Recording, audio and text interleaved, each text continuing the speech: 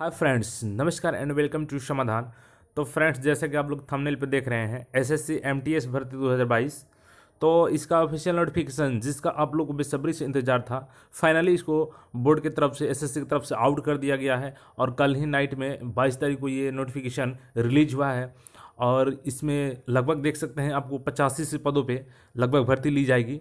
और चूँकि फॉर्म का ऑनलाइन एप्लीकेशन शुरू हो चुका है, लेकिन मैं आपको बता दूं कि अगर आप भी फॉर्म भरने जा रहे हैं तो उससे पहले इस वीडियो को जरूर देखें, क्योंकि इसमें बहुत सारी महत्वपूर्ण जानकारियां हैं। अगर वीडियो को नहीं देखेंगे तो हो सकता है कि आपसे उस फॉर्म भरने में मिस्टेक हो जाए और एक अच्छा अपॉर्चुनिटी को आप मिस कर जाएं। तो एक बार इस वीडियो को जरूर देख लें और उसके बाद ही अपने फॉर्म को अप्लाई करें। और इस वीडियो में हम लोग का जो केंद्र बिंदु है, इसमें हम लोग जानने वाले हैं कि इसमें जो एजुकेशनल क्वालिफिकेशन है वो क्या होगी, यानी शैक्षिक योग्यता क्या होगी, वो मैक्सिमम और मिनिमम एज लिमिट क्या होगा, इसमें आयु कितना रखना है, और इसमें जो फ़ी है कि फ़ी कितना लिया जाएगा, किसका फ़ी नहीं लगेगा, ये सारी चीज़ हम लोग जानने वाले हैं। एग्ज़ाम पैटर्न क्या होगा इसका, साथ ही साथ मित्रों इसमें हम लोग जानेंगे एग्ज़ाम का सिलेबस क्या है। तो साथियों, वीडियो में हम लोग आगे बढ़ें इससे पहले अगर चैनल पर आप नए हैं तो एसएससी के नई नई अपडेट्स के साथ जुड़ जाइए, चैनल को सब्सक्राइब करके और बेल आइकन को प्रेस कर दीजिए। चलिए मैं आपको ऑफिशियल नोटिफिकेशन लेकर चलता हूँ और वहाँ पे हम लोग देखते हैं इन सारी चीज़ों के बारे में कि कैसे कैसे क्या क्वालिफिकेशन, एज लिमिट और फ़ी कितना है। चलिए मैं देखता हूँ सीधे ऑफिशियल नोटिफिकेशन पे।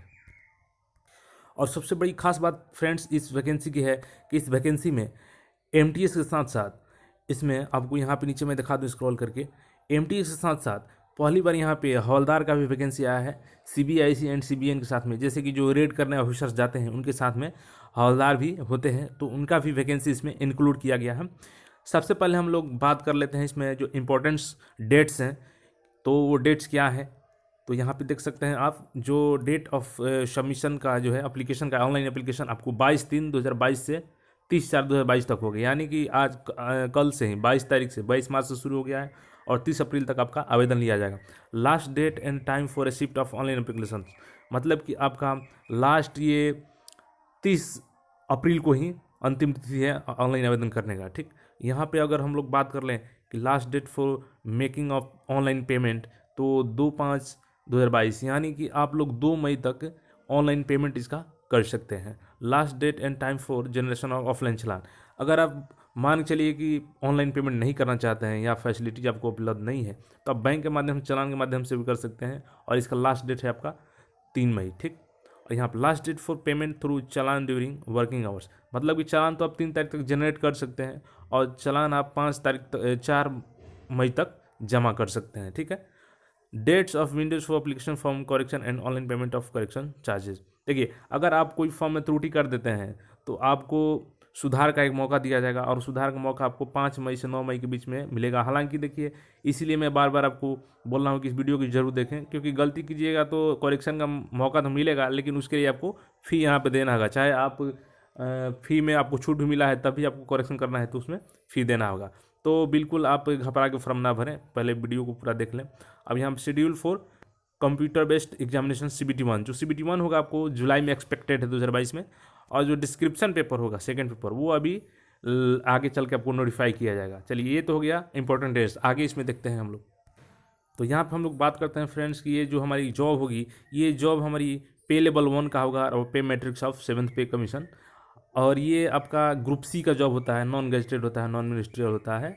और जैसे कि आपका ये पोस्टिंग होगा जो मिनिस्ट्रीज में होगा, department office of the government of India and various constitutional body, मतलब कि आपका मिनिस्ट्री में या अलग अलग जो भी सेंट्रल गवर्नमेंट के बॉडीज़ हैं तो वहाँ पे आपका पोस्टिंग किया जाएगा। इसमें आगे और देखते हैं। और इस वैकेंसी की सबसे अच्छी खासियत है फ्रेंड्स कि देखिए, इसमें आपका यूनियन टेरिटरीज एंड हवलदार, यहाँ पे हवलदार जो पे लेवल 1 का है, इसको भी इसमें इस बार शामिल किया गया है। और ये भी ग्रुप C का जॉब होता है सेंट्रल गवर्नमेंट का, और जिसमें होता है कि central board of indirect taxes and customs and central bureau of narcotics, मतलब कि आपका जो भी इनकम टैक्स के अधिकारी छापे मारने जाते हैं उसके साथ में आपको भी जाना होता है, जो हवलदार होते हैं। तो ये सबसे अच्छी बात है इस वैकेंसी में। और यहाँ पे वैकेंसी की बात कर लें तो नीचे मैं आपको दिखा दूँ, यहाँ पे स्क्रॉल करते हैं तो देख सकते हैं यहाँ पे वैकेंसी जो है, यहाँ पे जो एमटीएस का पोस्ट है, देखिए will be net initiated later, मतलब कि अभी डिपार्टमेंट की तरफ से इसको ऑफिशियल नहीं बताया गया कि एमटीएस का पोस्ट क्या होने वाला है, लेकिन हवलदार इन CBIC एंड CBN ये 3603 पोस्ट है केवल हवलदार का। तो लगभग 5,000 के आसपास तो आने ही हैं। मतलब कि 5,000 के एक्सपेक्टेड एमटीएस का आएगा, तो 5,000 वो और 3600 ये, मतलब लगभग 8586 सबका वैकेंसी होने वाला है। ठीक, तो यहाँ पे अब रिजर्वेशन की बात कर लेते हैं कि रिजर्वेशन का बेनिफिट कैसे किसको मिल सकता है।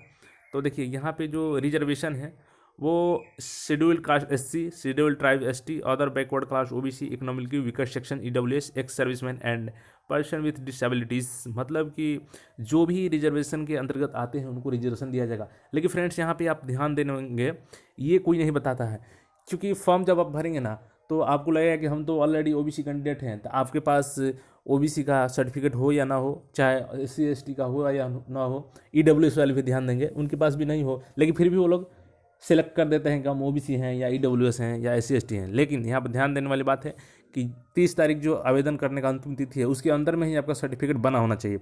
अगर आप ओबीसी या कोई भी रिजर्वेशन कैटेगरी सेलेक्ट कर लेते हैं और आप सोचेंगे कि हम तो डॉक्यूमेंट्स वेरिफिकेशन के समय ना डॉक्यूमेंट्स की ज़रूरत है तो उस समय बनवा लेंगे, तो ऐसा नहीं होगा, वहाँ पे आपको रिजेक्ट कर दिया जाएगा। तो आप पहले से बनवा के रखें अपना ओबीसी सर्टिफिकेट या जो भी है क्या रिजर्वेशन सर्टिफिकेट। ठीक, तो अब आगे हम बात करते हैं इसमें। अब हम बात करते हैं कौन कौन से लोग भर सकते हैं। तो देख सकते हैं यहाँ पे इंडिया का सिटीजन होना चाहिए, नेपाल के लोग भी भर सकते हैं, भूटान के भी भर सकते हैं, और जो तिब्बत के रेफ्यूजीज़ हैं जो 1 जनवरी 1962 के तक आ चुके थे इंडिया में, तो वो लोग भर सकते हैं। राइट, अब आगे देखते हैं इसमें और आगे बात करते हैं इसमें। तो इसमें बात करते हैं फ्रेंड्स कि एज लिमिट क्या होनी चाहिए। तो देखिए, the age limit for post as per recruitment rules for various uses department uh, देखिए 18 से 25 साल होना चाहिए। कैंडिडेट नॉट बॉर्न बिफोर 2/1/1997, मतलब कि 2 जनवरी 1997 से पहले का जन्म नहीं होना चाहिए, और 1/1/2004 के बाद का नहीं होना चाहिए। For MTS and havildar in CBN department, देखिए जो सीबीएन डिपार्टमेंट है उसमें एमटीएस का और हवलदार का जो पोस्ट है उसके लिए आपको 18 से 25 साल ही एज लिमिट रखा गया है। और दूसरा एज लिमिट जो है 18 से 27 साल रखा गया है। इसमें कैंडिडेट बॉर्न नॉट बिफोर 2/1/1995 से आपका जन्म पहले नहीं होना चाहिए, और 1/1/2004 के बाद का नहीं होना चाहिए। इसमें जो पोस्ट है havildar in CBIC department of revenue and few post of MTS, मतलब एमटीएस का कुछ पोस्ट और जो भी हवलदार का पोस्ट है सीबीआईसी में उसके लिए 18 से 27 साल का एज लिमिट होगा। राइट, तो ये तो हो गया कि जनरल एज लिमिट है, लेकिन इसमें जो ओबीसी एससी एसटी हैं इनको एज में जो छूट मिलता है 3 साल का और 5 साल का, वो तो छूट एडिशनल में इसमें मिलेगा। राइट, तो ये तो हो गया एज लिमिट की बात। आगे बात कर लेते हैं। अब इसमें फ्रेंड्स बात कर लेते हैं हम लोग जो एसेंशियल एजुकेशनल क्वालिफिकेशंस है वो एज ऑन 30/4/2022, मतलब कि 30/4/2022 के तक यहाँ पे क्या है, the candidates must have passed matriculation examination और equivalent from a recognise board, मतलब कि 30/4/2022 तक आपको मैट्रिक एग्जाम पास किया होना चाहिए। ठीक है, तो आप मैट्रिक पास किए होंगे तभी आप इस फॉर्म को अप्लाई कर सकते हैं। तो ये तो हो गया एजुकेशनल क्वालिफिकेशन। अब एजुकेशनल क्वालिफिकेशन जाने के बाद आगे हम लोग चलते हैं और इसमें देखते हैं आगे की। तो सातवीं यहाँ पे हम लोग बात कर लेते हैं अप्लीकेशन फ़ी की। तो फ़ी पेबल ₹100, यानी ₹100 का पेमेंट करना है। Women candidates and candidates belonging to schedule caste SC, schedule tribe ST, person with disabilities and ex serviceman eligible for reservation are exempted from payment.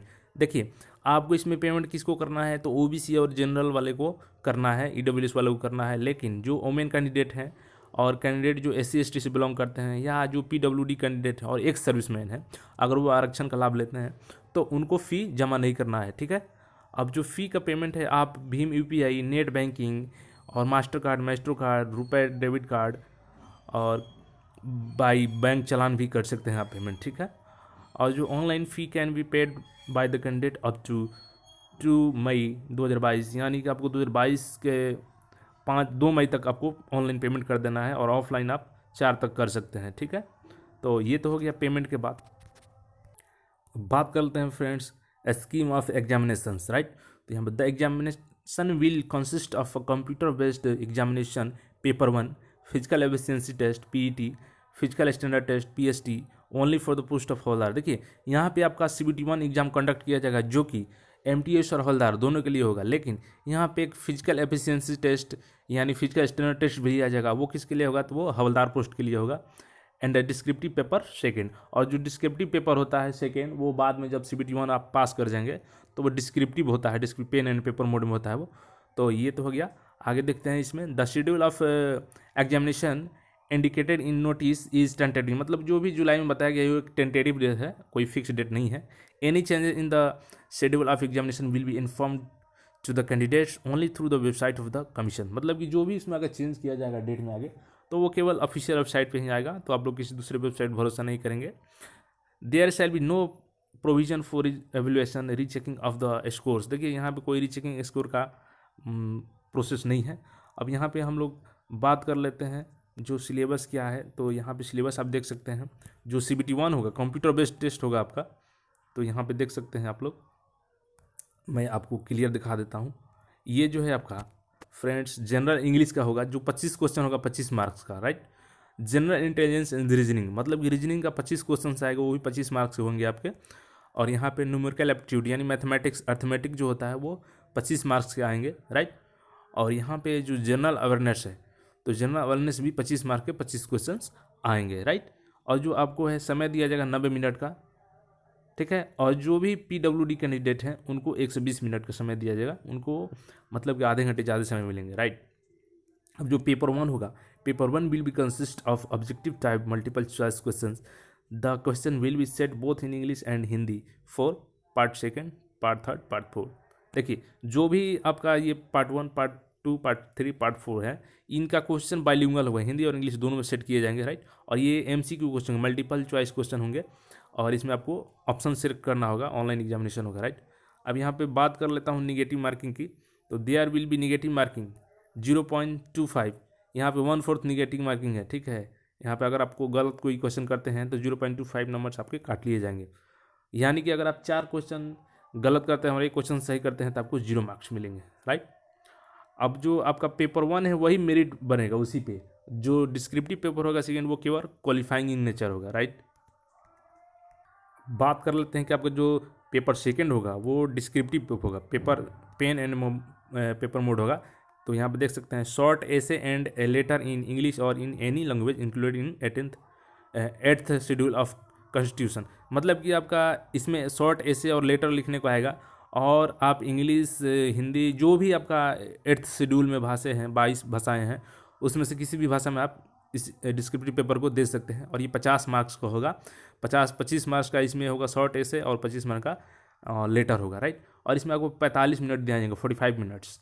और जो भी PWD कैंडिडेट्स हैं उनको 60 मिनट जाएंगे, यानी 15 मिनट उनको एक्स्ट्रा मिलेगा, राइट। ये पेन एंड पेपर मोड होगा, ये डिस्क्रिप्टिव पेपर होगा जो, और केवल क्वालिफाइंग इन नेचर होगा ये, राइट। तो ये देख सकते हैं आप, ये जो इसका फुल सिलेबस है, indicative syllabus for computer based examination paper 1, यहाँ पे देख सकते हैं रीजनिंग का क्वेश्चन, इंग्लिश का, जनरल इंटेलिजेंस रीजनिंग, मैथमेटिक्स जो भी है, इसका डिटेल एक कौन सा टॉपिक हमें पढ़ना चाहिए, ये सारा चीज़ हम लोग अलग से एक वीडियो में जानेंगे। और यहाँ पे मैंने सारा चीज़ एक एक करके आपको बता दिया है। लास्ट चीज़ यहाँ पे हम लोग देख लेते हैं फ्रेंड्स, जो हवलदार का पोस्ट है फिजिकल एफिशिएंसी टेस्ट इसके लिए आयोजित किया जाएगा, MTS के लिए नहीं किया जाएगा, ठीक है। तो आप यहाँ पे क्लियर कर लें कि MTS के लिए कोई फिजिकल नहीं होगा, केवल हवलदार के लिए होगा। तो फिजिकल स्टैंडर्ड टेस्ट होगा, यहाँ पे देख सकते हैं फॉलोइंग आर द, देखिए यहाँ फिजिकल टेस्ट होगा आपका, वॉकिंग होगा 1600 मीटर का, 15 मिनट में आपको वॉक करना है 1600 मीटर। और अब फीमेल के लिए है 1 किलोमीटर इन 20 मिनट्स, मतलब कि अगर मेल कैंडिडेट है तो आपको 1600 मीटर 15 मिनट में वॉक करना है, और फीमेल के लिए 1 किलोमीटर 20 मिनट में करना है, राइट। और साइकिलिंग है आपका मेल के लिए 8 किलोमीटर 30 मिनट में करना है, और फीमेल के लिए 3 किलोमीटर 25 मिनट में करना है। देखिए cycling is not applicable for the post of havaldar in DGPM CBIC, जो CBIC में पोस्ट सेलेक्ट करेंगे उनके लिए साइकिलिंग जरूरी नहीं है, बाकी पोस्ट के लिए जो CBN पोस्ट है उसके लिए ज़रूरी है साइकिलिंग, राइट। अब यहाँ पे आगे बात कर लेते हैं, बात कर लें अगर फिजिकल स्टैंडर्ड की, तो फ्रेंड्स देख सकते हैं यहाँ पे फिजिकल स्टैंडर्ड है, the minimum physical standard for the post of havaldar in CBIC and CBN are as follows. जो मेल कैंडिडेट है इनका हाइट होना चाहिए कम से कम 57.5 सेंटीमीटर, और इसमें 5 सेंटीमीटर का छूट भी मिल सकता है, वो हालांकि Garhwali, Assamese, Gorkhas and members of scheduled tribes को मिलेगा, ST को, राइट। और इसमें आपका चेस्ट का बात करें तो अनएक्सपेक्टेड, मतलब बिना फुलाए आपका 76 सेंटीमीटर होना चाहिए, और 5 सेंटीमीटर अलग से एक्सपेंड किया होना चाहिए। तो हाइट यहाँ पे कोई खास नहीं है। और फीमेल की बात करें तो 152 हाइट होना चाहिए सेंटीमीटर में, और इसमें इन लोगों को 2.5 सेंटीमीटर का असामी गढ़वाली को छूट मिल जाता है। और वेट होना चाहिए 48 kg, और इसमें छूट भी मिल जाता है 2 kg का, राइट। तो साथियों कुछ ये था इम्पोर्टेंट जानकारियाँ जो हमने आपके साथ शेयर किया, और मैंने लगभग सारी जानकारियाँ आपके साथ शेयर कर दी है। अगर कोई भी डाउट आपको आता है फॉर्म भरते समय तो आप कमेंट बॉक्स में कमेंट करेंगे, मैं उसका जवाब दूंगा। और वीडियो देखने के बाद आप अपना फॉर्म को अप्लाई करें निश्चिंत ही, और मेहनत करें, आपको सफलता ज़रूर मिलेगी। फिर मिलते हैं किसी नेक्स्ट अपडेट के साथ। लेकिन आप चैनल को सब्सक्राइब कर लीजिए ताकि एसएससी का कोई भी नोटिफिकेशन या अदर कोई भी न्यू नोटिफिकेशन वैकेंसी से रिलेटेड आती है तो आप मिस नहीं करेंगे। तो चैनल को सब्सक्राइब करके और बेल आइकन को प्रेस जरूर कर दीजिएगा। मिलते हैं फिर नेक्स्ट अपडेट के साथ में, तब तक के लिए चैनल पर बने रहिए। धन्यवाद।